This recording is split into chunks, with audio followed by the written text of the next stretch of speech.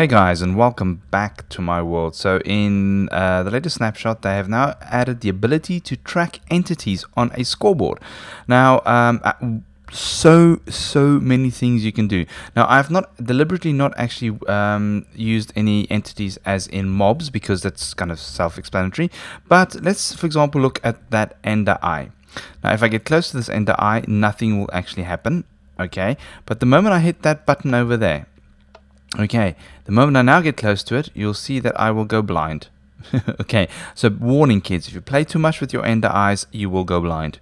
Okay, so basically what is happening is, if you have a look at this command block, I've added I've scoreboard players set at entity in a radius of 2 from that command block. I've given a blind objective a score of 1.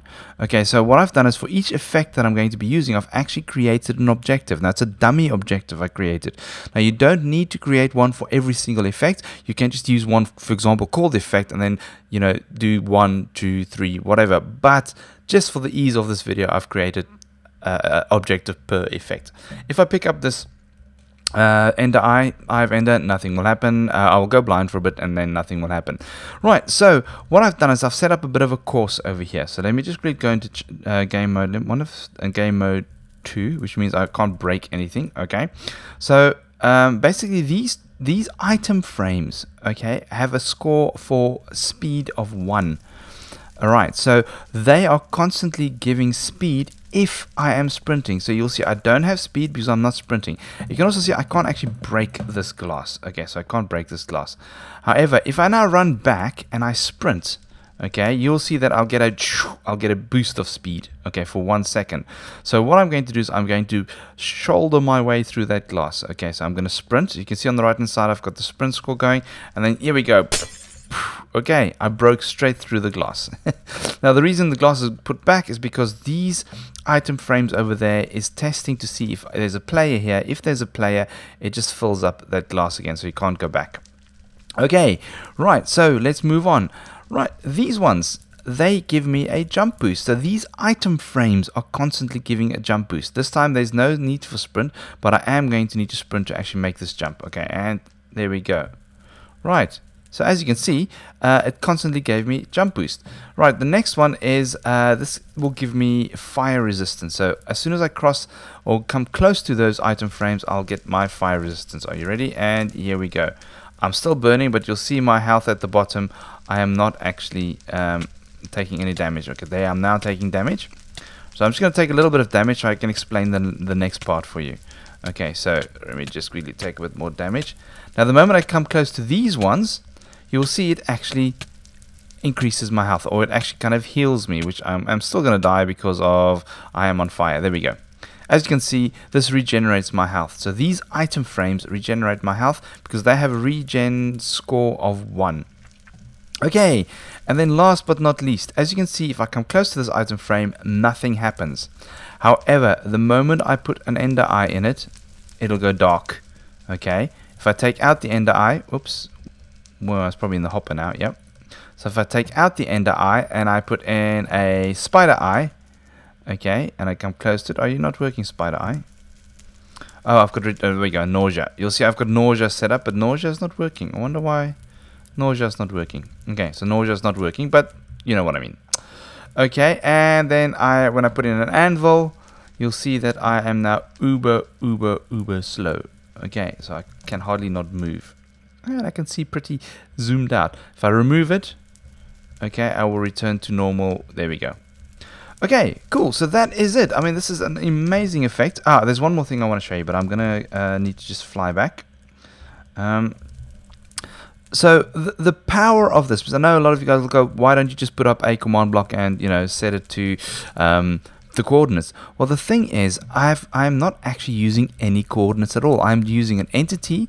I'm running the command against an entity that has a scoreboard total. So that means is I can take put any amount of frames anywhere in the world and give them a score of 1, for example, for speed, and no matter where they are in the world, they will give you a speed without having to add any more command blocks.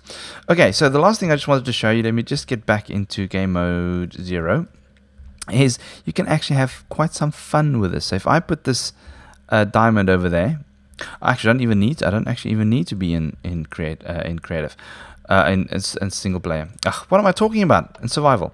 Okay, this diamond is now incredibly dangerous. The moment I come close to it, it'll kill me, and it'll kill anybody. It doesn't matter if they're in creative, if they whatever. It will automatically just kill them because I have the scoreboard don't kill, don't touch on it. Okay, so this can be quite interesting to create items that is, yeah, traps, booby trapped.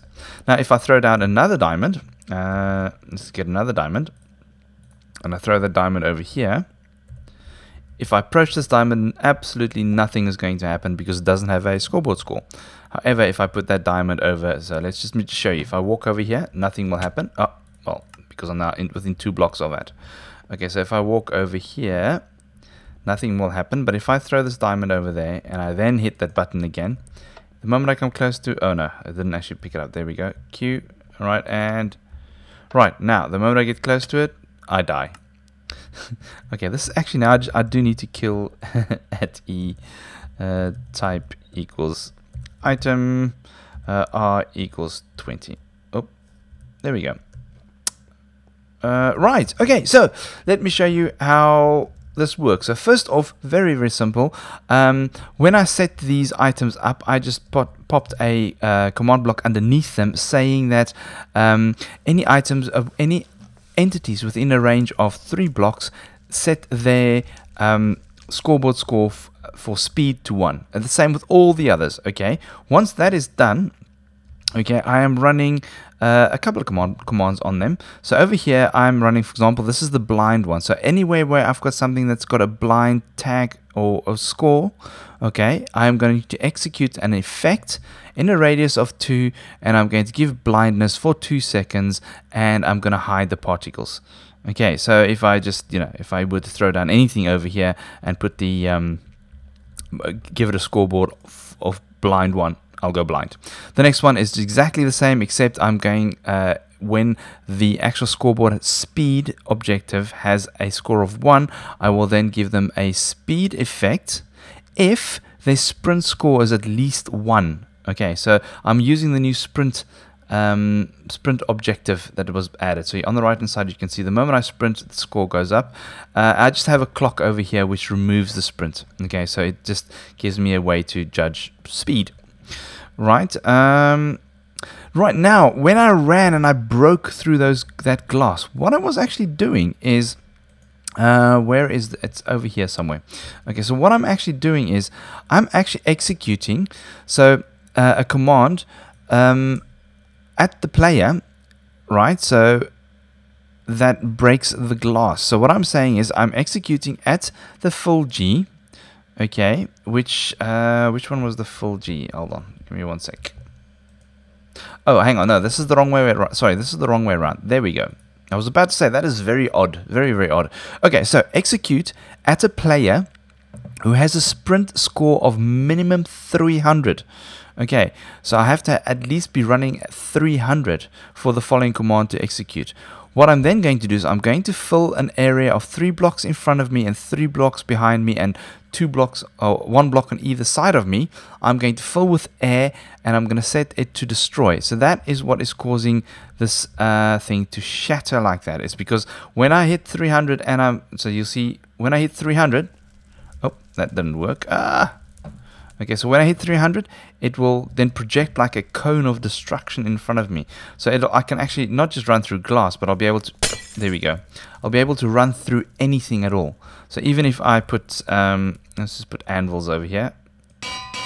Okay, I'll even be able to run through the anvils. So it'll just clear everything that is in my path as long as I am sprinting while I'm doing this. So here we go, and there we go. See, that's awesome. That's very cool. I love it. Now, the other one that I mistakenly did before, okay, is actually the one over there that is filling that back up with glass. So the moment that I am within a wait, here we go. So execute at full G minus 1, full G minimum 1. Execute, so this is a nested execute. Execute at player who's within 4 block radius of that item frame. Fill that area with glass. Okay, pretty straightforward and simple. Okay, so all of these just run different effects.